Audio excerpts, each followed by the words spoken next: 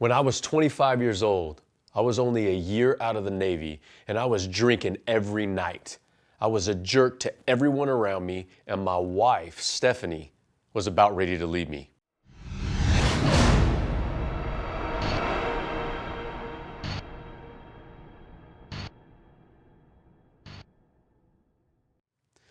One day I came home from work and Stephanie had left one of the kitchen cabinets open again. So I go over and I open all the cabinets. I open every drawer, I open the refrigerator, I open the dishwasher. I even open up cereal boxes and lay them all over the counter for her to find. She walks in and she's like, "Jade, what the heck happened in here?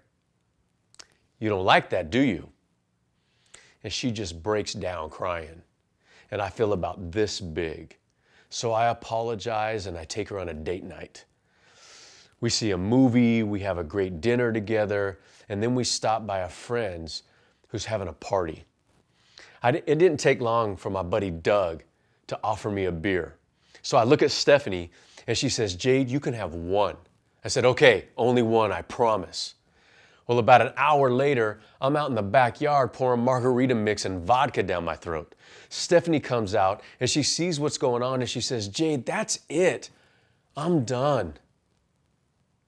Well, about midnight, I'm walking home alone down this dark 2-lane road. I'm stumbling all over the place when a car drives by and honks at me. I don't want to get hit, so I decide to get on the other side of the guardrail that's off to my right, and I have a seat. I swing my legs over, and I wake up about 4 hours later, and half my body is on this embankment, and the other half is in water. My sandals are gone, the bottom of my feet are all cut up, I have scrapes all over my legs, and I can barely walk because of the pain that's in my lower back.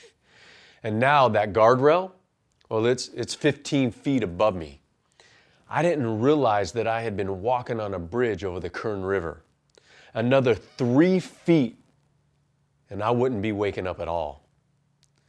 So I managed to crawl my way back to the top. And as I get to my feet and head back down that dark road, a cop pulls up and agrees to drive me home. As soon as I walk in the back door, I get hit right in the chest with a set of keys, followed by anything else that Stephanie can get her hands on. I'm dodging stuff and Stephanie's yelling at me. She's saying, get out, I'm done with you." And I'm yelling back, stop, I'm hurt. And she says, "What do you mean you're hurt?" And she flicks on the light and she just stares at me and she's crying. And so she just grabs my hand and she takes us into our bedroom and she starts putting peroxide all over my wounds. And I'm screaming into the pillow because of the pain. And the next morning, I can barely move. There's a bruise all the way up the middle of my back. And come to find out, I had cracked my tailbone. And it looks like somebody took a jigsaw and jigsawed my teeth. And so I ended up taking one of those emery boards and I tried to file my teeth to make it look at least halfway decent. As I stood there looking into that mirror, I didn't even recognize the person looking back at me. And that's when I knew if I was ever going to be the man that I wanted to be, or the man that Stephanie needed me to be, I was going to have to change. And so that's exactly what I did. I'm now 47 years old. I have 3 amazing kids. I have a thriving relationship with Stephanie, and I have a deep, abiding fulfillment in how I bring value to the world. Over the past 20 years, I've discovered that there is an actual map for successful manhood. I have researched it, I've developed it, I've coached it, and I've lived it out in my own life. And now I want to give it to you. I'm going to give you 3 critical steps that I use to get started on my own change. Number 1, you got to take ownership. I used to be the master of making excuses and playing the victim. I mean, you can't always control the events of life and what is thrown at you, but you can always control how you respond. When you take ownership, you tell the truth, you do the work necessary to grow, life changes.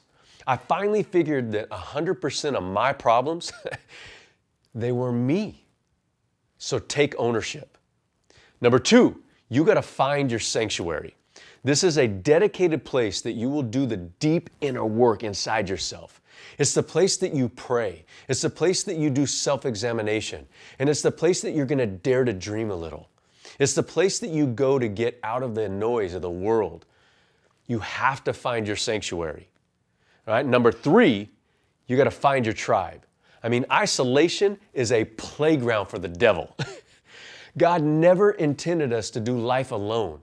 It is a must that you get involved with a group of like-minded men. And the key is like-minded. I love what King Solomon once said. He said, though one man may be overpowered, 2 men can defend themselves, but a cord of 3 strands is not easily broken. I mean, do you feel that? Can you see the benefit of living your life that way? I mean, think about how different your life would be if you actually took ownership, had a sanctuary, and you had a tribe of like-minded men that you did life with. So here's what I want you to do next. Just click on the link that says Get Instant Access, and then I'm going to give you 3 specific trainings that are going to build on these 3 critical steps. And in these 3 videos, you're going to get in-depth training on the map to successful manhood. You're also going to get a step-by-step playbook that's going to move you from where you currently are to where you want to be. So, I close with this. One of my favorite quotes is by John F. Kennedy. He once said, there are risks and there are costs to action, but they are far less than the long-range risks of comfortable inaction.